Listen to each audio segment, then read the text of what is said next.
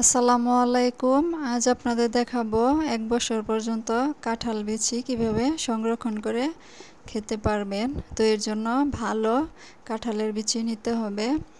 তো নেয়ার পর দেখতে পাচ্ছেন আমি বটি দিয়ে কাঁঠালের বিচি কিভাবে কেটে নিচ্ছি। এভাবে কেটে নিলে একসাথে ময়লা সহ কেটে নেওয়া যায়। আর যদি আলাদাভাবে খোসা ছাড়িয়ে আবার পরিষ্কার করতে যান তাহলে অনেক ঝামেলা হয়। তো এইভাবে যদি কেটে নেন আলাদা করে আর ঘষা মাজা করে পরিষ্কার করতে হবে না।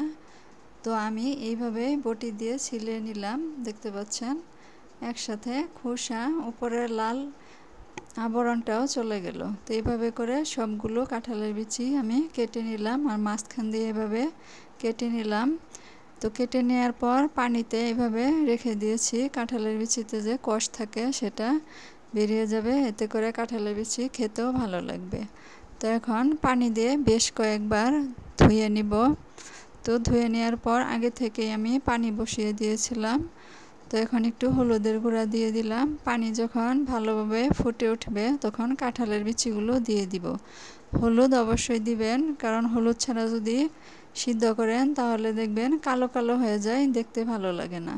তো হলুদ দিলে দেখতে একটু হলদে ভাব হয়, দেখতে ভালো লাগে। তো এখন 2 থেকে 3 মিনিট অপেক্ষা করব। বেশিক্ষণ রাখা যাবে না, তাহলে অতিরিক্ত সিদ্ধ হয়ে যাবে। তো 2-3 মিনিট পর দেখতে পাচ্ছেন এখন আমি কাঁঠালের বিচি পানি থেকে উঠিয়ে নিচ্ছি। তো উঠিয়ে নেওয়ার পর এখন আমি ট্যাপের নর্মাল পানিতে দিয়ে দিলাম। ঠান্ডা পানির দরকার নেই, নর্মাল ট্যাপের পানিতে দিলেই হবে।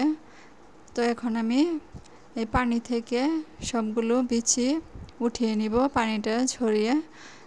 তো তারপর কাপড়ের উপর এভাবে ছড়িয়ে দিব, এতে করে বাড়তি যে পানিটা এটা শুকিয়ে যাবে।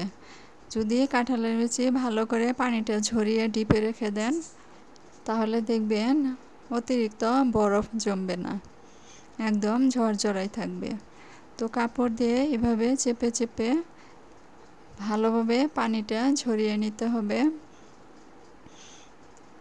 তো দেখতে পাচ্ছেন আমি কিভাবে পানিটা মুছে নিচ্ছি। তো এইভাবে ছড়িয়ে কিছুক্ষণ রেখে দিব। তারপর দেখতে পাচ্ছেন অন্য একটা পাত্রে আমি নিয়েছি যাতে ভালোভাবে ঝরঝরে হয়ে শুকিয়ে যায়, এতে করে একদমই বরফ জমবে না। তো এখন একটা বক্সে আমি নিয়ে নিচ্ছি সবগুলো কাঁঠালের বিচি। আপনারা চাইলে জিপলক ব্যাগেও রাখতে পারেন, এভাবে বক্সে ভরেও রেখে দিতে পারেন। তো দেখতে পাচ্ছেন হলুদ দেওয়ার কারণে কালারটা সুন্দর দেখা যাচ্ছে। তো ভরে নেওয়ার পর উপরে মোটা করে টিস্যু দিয়ে দিবেন, কিচেন টিস্যু, এতে করে ঢাকনা ঘেমে গেলে বা বরফ জমলে টিস্যুর উপরে পড়বে, কাঁঠালের বিচিগুলো ভালো থাকবে, একদমই নষ্ট হবে না। তো ভালোভাবে মুখটা ঢেকে ডিপে রেখে দিবেন। যখন প্রয়োজন হবে তখন ডিপ থেকে বের করে রান্নার কাজে ব্যবহার করতে পারবেন, রান্না করতে পারবেন, ভর্তা করেও খেতে পারবেন।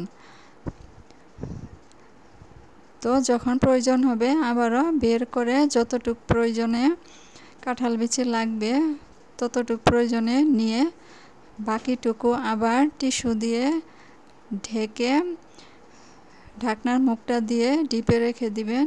এভাবে রেখে দিলে দেখবেন অনেক দিন ভালো থাকবে। তো ভিডিও ভালো লাগলে প্লিজ একটি লাইক দিতে ভুলবেন না, আর চ্যানেলটি সাবস্ক্রাইব করে পাশেই থাকবেন।